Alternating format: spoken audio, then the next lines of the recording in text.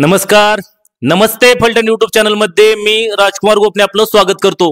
राज्य लोकसेवा आयोगाच्या परीक्षेचा निकाल नुकताच लागला आणि यामध्ये गुणवरे तालुका फलटण या गावातील ओंकार सोनल भरत गरगडे यांची नुकतीच अन्न सुरक्षा अधिकारी पदी निवड झालेली आहे.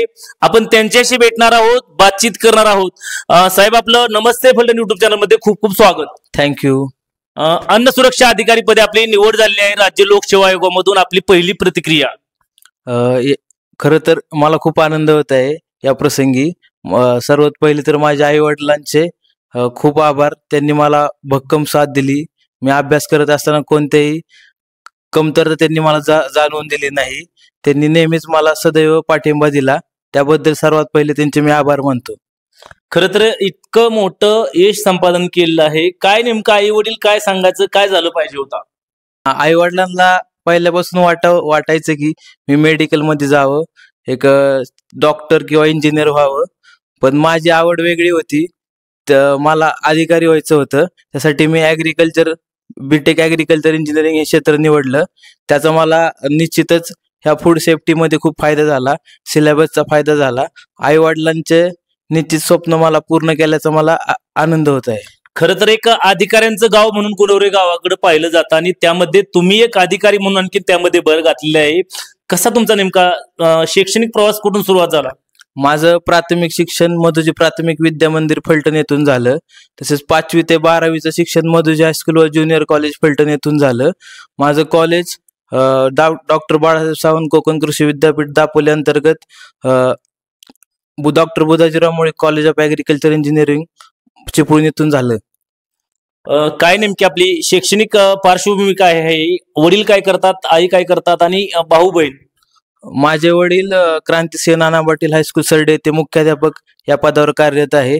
माझी आई गृहिणी आहे व माझा भाऊ ऑटोमोबाईल सेक्टरमध्ये जॉब करतो. हे यश संपादन करत असताना या अगोदर काही यश संपादन केलं आहे का आणि पुढे काही चालू आहे का? निश्चितच मी राज्यसेवा 2022 मुख्य परीक्षा दिलेली आहे आणि राज्यसेवा 2023 मधून मला फूड सेफ्टी ऑफिसर हे पद भेटलेलं आहे. आगामी काळामध्ये काय अजून पुढे अभ्यास सुरू आहे का? निश्चितच मी राज्यसेवा 2024 मुख्य परीक्षा देणार आहे आणि भविष्यात पण मी अजून यश संपादन करण्यासाठी ह्यापेक्षा प्रयत्न करणार आहे. कसं आहे आपल्या अभ्यासाचं शेड्यूल कसं असायचं आणि काय क्लासेस वगैरे लावले होते? माझा अभ्यास शेड्यूल दिवसात 8 ते 10 तास मी अभ्यास करायचो.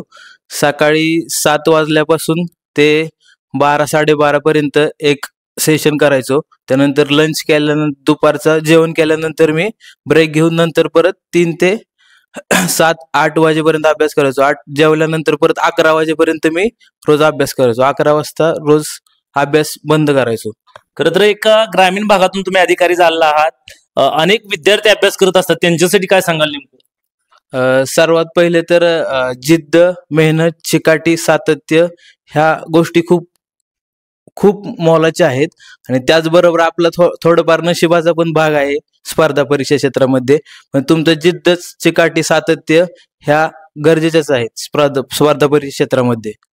या ठिकाणी ओंकार गरगडे यांचे वडील जे मुख्याध्यापक आहेत सरडे तालुका फलटण येथील हायस्कूलवरती भरत गरगडे सर आहेत. सर, तुमचा मुलगा अधिकारी झालाय, काय भावना आहेत? खरं तर आज तो अधिकारी झाला हे पाहून आम्हाला खूप आनंद झाला. 12वी सायन्स नंतर आम्ही त्याला बोललो होतो की तू मेडिकल या क्षेत्रामध्ये जा. तर तो म्हणला की मला मेडिकल क्षेत्रात पेक्षा मला करिअर करायचं आहे. MPSC मार्फत परीक्षा देऊन मी करिअर करणार आहे. मग आम्ही म्हणलं की ठीक आहे, यासाठी मग तुला ॲग्रीला जाणं गरजेचं आहे, कारण ॲग्रीचा बराच अभ्यास हा MPSC मध्ये मोडत असतो. त्यानुसार त्यांनी ॲग्री केली आणि जिद्द आणि चिकाटी सातत्य ठेवून त्यांनी या परीक्षेमध्ये यश मिळवलं. त्यामुळे खूप आनंद होतोय. काय सांगणं असायचं नेमकं ज्यावेळी शिक्षण घेत असताना, अभ्यास करताना काय तुमचं त्यांना सांगणं असायचं? अभ्यास करत असताना आम्ही एकच सांगायचो की आपण आपल्या आसपासचे जे मित्र आहेत ते मित्र कसे असावेत, संगत चांगल्या लोकांशी, चांगल्या मित्रांची असावी आणि कुठल्याही प्रकारचं टेन्शन न घेता की तुला जेवढा अभ्यास होतोय तेवढा कर, कुठल्याही प्रकारचे टेन्शन घेऊ नको आणि सातत्य ठेवू अभ्यासामध्ये, चिकाटी ठेवू, हे आम्ही त्याला वारंवार सांगत असायचो. दोन्ही मुलांना उच्च आणि दर्जेदार शिक्षण दिलेलं आहे आणि एक आदर्श निर्माण केलेला आहे. हा एक खरं तर प्रत्येक आई वडिलाला वाटतं की आपल्या मुलांनी शिकावं आणि समाजामध्ये आपलं नाव करावं, आई वडिलांचं नाव मोठं करावं, गावाचं नाव मोठं करावं. त्यानुसार त्यांनी ते जिद्द ठेवून त्यांनी त्या पद्धतीने त्यांनी आपला अभ्यास सातत्य ठेवून त्यांनी उज्ज्वल यश संपादन केलं. अनेक मुलं अभ्यास करत असतात, त्यांच्यासाठी काय सल्ला द्याल?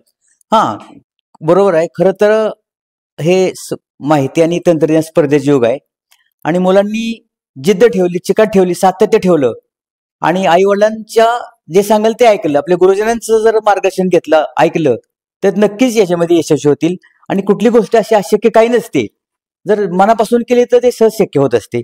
आणि अशा मुलांनी, प्रत्येक मुलांनी असाच अभ्यास करावा आणि आपल्या आई वडिलांचं, गावाचं, देशाचं नाव उज्ज्वल करावं, हे मी त्यांना सांगू इच्छितो.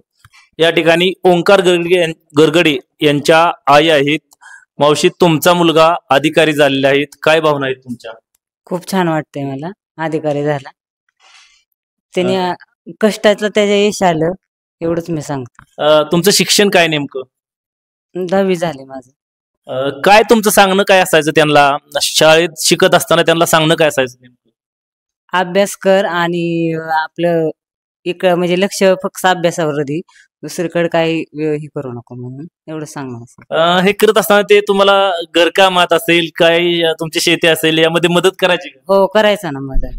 घरकामात करायचा, शेतीत करायचा, सगळीकडे मदत करायचा. आला की सुट्टीला मदत करायचा. इतर मुलांसाठी काय सांगाल जे अभ्यास करत असतात, आणखी एमपीएससी अभ्यास करत असतात, त्यांच्यासाठी काय सांगाल? त्यांनी अभ्यास करावा आणि अभ्यासावरच आपले लक्ष केंद्रित करावे, एवढं सांगणं आहे माझं त्यांनी. नक्कीच या ठिकाणी अधिकाऱ्यांचं, या ठिकाणी गरगडे सर आहेत, त्यांनाही काय सांगायचे अजून? खरं तर वैभव गावडे साहेब आणि गोपने साहेब, तुम्ही आज तुमचं कार्य मी पाहतोय, फार अतिशय वाखण्याजोगं कार्य आहे.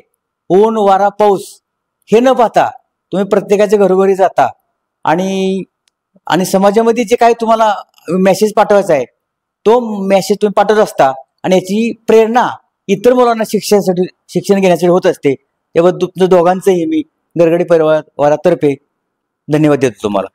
नक्कीच अधिकाऱ्यांचं गाव म्हणून फलटण तालुक्यात ज्या गावाची ओळख आहे, अशा गुणवरे तालुका फलटण या गावामध्ये जवळपास आता 100च्या वरती अधिकारी झालेले आहेत. अगदी सुपर क्लास उदय खोमणे यांच्यापासून अनेक अधिकारी या ठिकाणी क्लास 1, क्लास 2 अधिकारी झालेले आहेत, आरटीओ झालेले आहेत, तसेच इतर सर्व खात्यामध्ये अधिकारी झालेले आहेत. आणि याच मध्ये ओंकार गरगडे यांच्या रूपाने भर पडलेली आहे. अशा या अधिकाऱ्यांच्या गावामधील ओंकार गरगडे हे नवनियुक्त अधिकारी आहेत, त्यांच्याशी आपण आज बातचीत केली. आमचे नमस्ते फलटणचे संपादक वैभव गावडे यांच्यासह मी राजकुमार गोपने, नमस्ते फलटणसाठी गुणवरे तालुका फलटण.